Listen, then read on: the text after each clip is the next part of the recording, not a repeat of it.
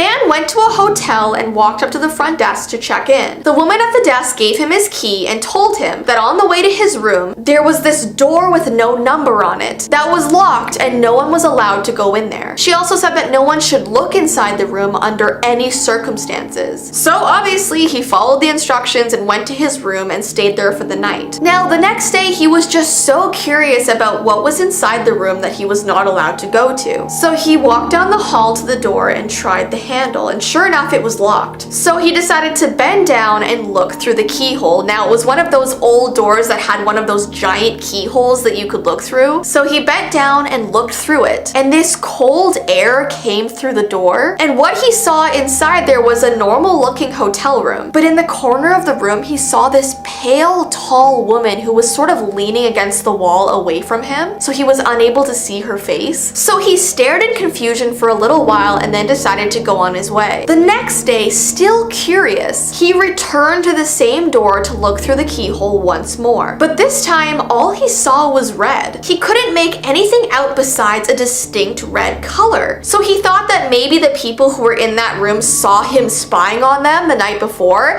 and placed an object in front of the keyhole that had a red color. So at this point, he decided to go down to the front desk to ask the lady about it once more. She sighed and said, "Did you look through the keyhole?" The man told her that he had, and she said, "Well, I might as well tell you the story then." She told him that a long time ago, a woman had died in that room and her ghost still haunts it. But this woman apparently wasn't ordinary. She had very strange features. She was pale all over, except she had these very strange eyes. Her eyes were bright red.